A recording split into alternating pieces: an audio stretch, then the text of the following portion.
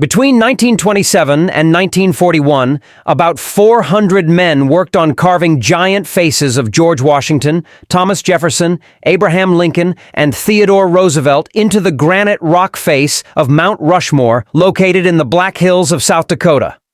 For 14 years, the men worked under the direction of American sculptor Gutzon Borglum, earning only 50 cents per hour. That's about $8 in today's exchange rate.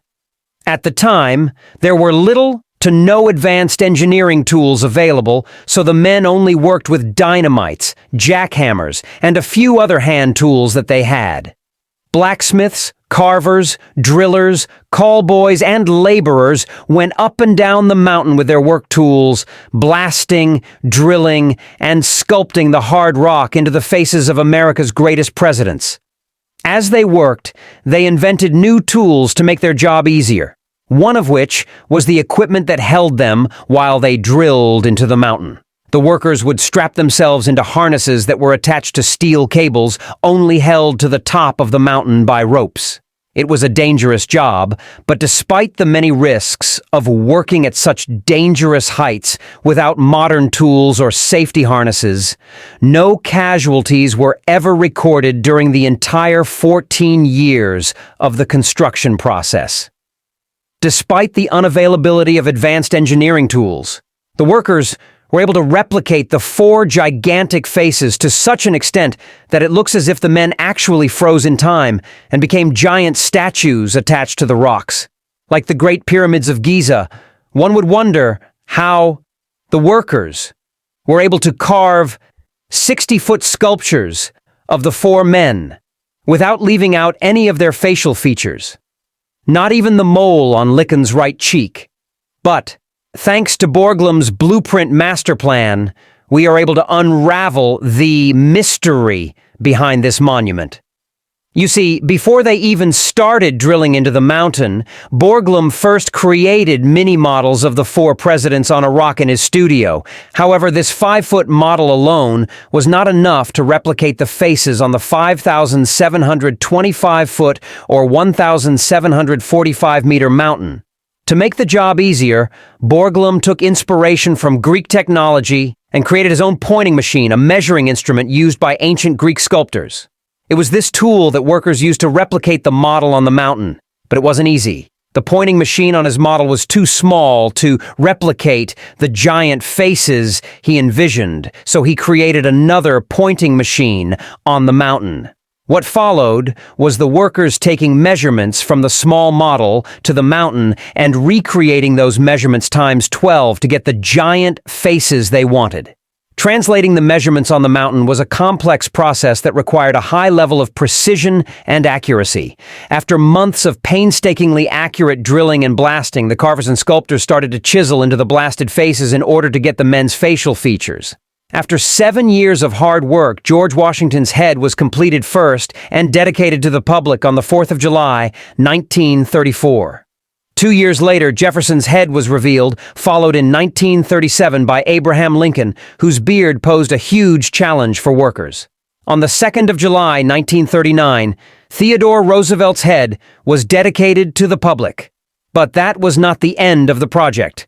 Borglum's original model intended for the sculpting to capture their waists, and they did continue with George Washington, whose torso outline remains visible till today. Also behind Lincoln's head is a carved door that leads to an empty hallway deep within the mountain.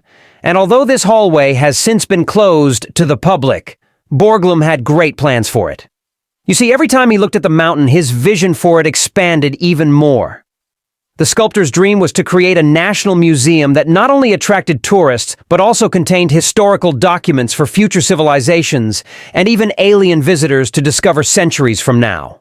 He was of the mindset that succeeding civilizations tend to forget their predecessors, and because of that, American history needed to be entrenched into the Earth's crust.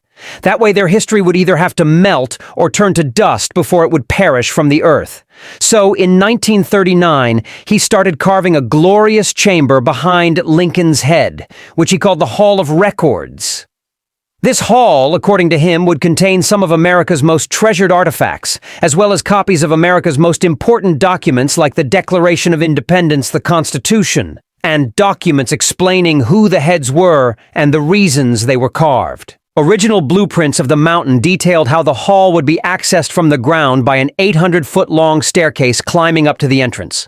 At the entrance of the hall, a bronze eagle would sit above huge glass doors, which would open to a majestic hall filled with sculptures of America's greatest heroes and documents detailing America's legacy for any future civilizations that would discover it. Borglum envisioned great plans for the mountain, and he was determined to secure its position as one of the world's greatest monuments, just like the Great Pyramids. By the end of 1941, the project had cost nearly $1 million, which is about $21 million in today's exchange rate. 85% of which came from federal allocations. However, his plans never fully materialized as he was told to stop working on the hall and focus on completing the sculptures or risk getting cut off all funding for the project by the United States. His death on the 6th of March, 1941, also signaled the beginning of the end of his most prized project. Even though his son Lincoln took over leading the project and carrying on his father's legacy, he never really made any progress, especially because of the Second World War. America's involvement in World War II caused the American government to divert funds allocated to the monument to more pressing issues in preparation for the war. In the end, all construction work on the mountain ground to a halt, and in October 1941, Mount Rushmore National Memorial was declared a complete project. But this didn't go down well with Borglum's family. For over 50 years, 4 generations of his family petitioned the government to complete the Hall of Records in honor of their father's contributions to the iconic monument. Finally, in 1998, the government agreed to work on the chamber, although it wasn't as grand as Borglum envisioned. Instead, they constructed a repository near the entrance of the unfinished chamber. The repository consisted of 16 enamel panels containing the history of Mount Rushmore, the U.S. Constitution, the Declaration of Independence, as well as other documents that Borglum wanted to preserve there, and explanations for who, how, and why the heads were carved. The panels were then placed in a teakwood box inside a titanium vault buried in the ground and sealed with a granite capstone that is not accessible to the public. Today, Mount Rushmore is an iconic American monument regarded as one of the world's greatest man-made wonders. The mountain has since become South Dakota's largest tourist center, attracting over 2 million visitors, not just Americans, but also tourists from different parts of the world every year. In 1959, Mount Rushmore gained even more publicity after a climatic action chase scene in Alfred Hitchcock's film North by Northwest. It also gained more popularity in 1994 after it was modeled in the children's adventure comedy titled Richie Rich. While Mount Rushmore is considered a treasured national monument, some Native Americans and indigenous communities whose lands were forcefully stolen after gold was discovered in it continue to protest against the monument. They claim that the mountain's existence is a symbol of white supremacy, especially as all the presidents carved on the mountains were known to be extremely racist during their lifetimes. They demand for their lands to be returned back to them, claiming that the existence of the monument is a reminder of the painful injustice that their ancestors suffered.